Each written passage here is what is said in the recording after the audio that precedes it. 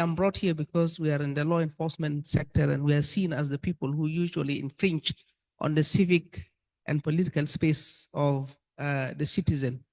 And let me start with our constitution. Our constitution is very clear. Our constitution, in fact, is very advanced and very liberal because the constitution has incorporated the civil rights. So the civil rights, you can't get more liberal than the civil rights. It is a matter of translating them into laws and so on. And I think this is where we need to look at the gaps in our legal framework, starting with the different acts that are that emanate from the Constitution. So, like for example, the act that was just spoken about, the National Security Act, when you look at it and compare it to the constitutions, of course, clearly there are contradictions. And this needs to be addressed. But let me come to the practical situation, the practice and the law. So the constitution is clear, but our practice probably needs to be looked into, which means what is needed here is awareness. Awareness amongst the organized forces. The organized forces who usually deal with the public, because most of the time we are the culprit when people talk about denying political space. This is important for the constitution making because constitution making is a people's process. People will be expressing their desires, what they want to see in their constitution, and the nature of the country they want to see and the state they want to see. They need to have that freedom to be able to express themselves without fear. So sometimes, even if there's no intention of not allowing you to express yourself, there is the fear. So we need to really free our people from fear by also educating and making aware our organized forces so that we don't intimidate. Our job is basically to safeguard, protect. We are supposed to be protecting the civic and political space for people to be able to express themselves freely, at the same time enforcing the law. At the same time enforcing the law.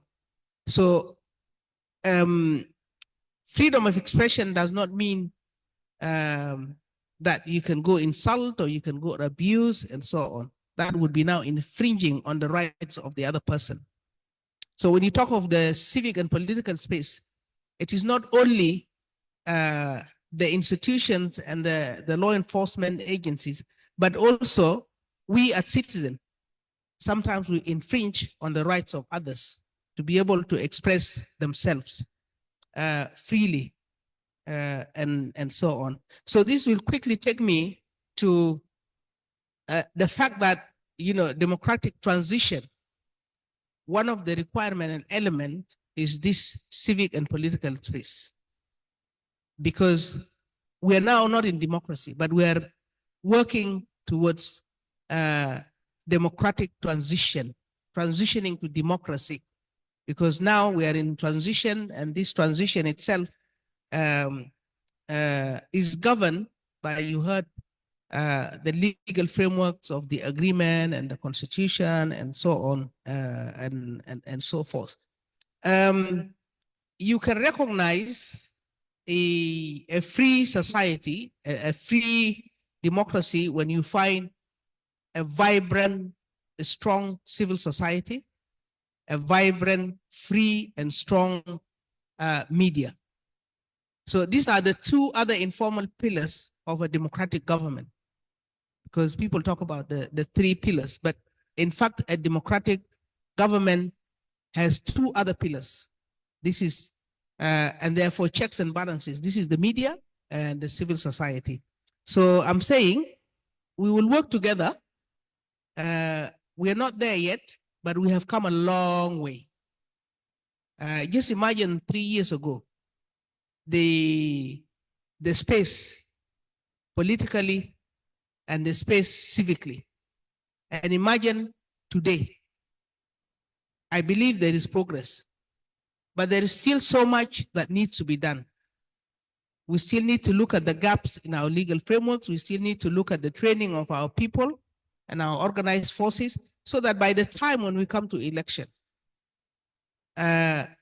you only inform the police if you're holding a rally, for reasons to ensure that there is no any other rally happening in the vicinity, so that two parties don't at least get into the same space and may end up in violence. So it would be basically for your own protection. You inform us, so we prepare ourselves, so we provide your security, and we also advise you to ensure that there is no conflict in the process of you carrying out your own activities of the political parties. I believe the reason why it is put here, I only saw my name, but I didn't know that such thing was going to be discussed. I believe because the states, the governance of the states, and the states is where the people are, is where the campaign is going to take place, is where the constitution making process is going to take place. I believe that is why it is brought as a discussion here. So we can only say that the states need to be supported in that that they are able actually to provide that protection for the citizen during these activities. So with that, Your Excellency, I would say thank you very much.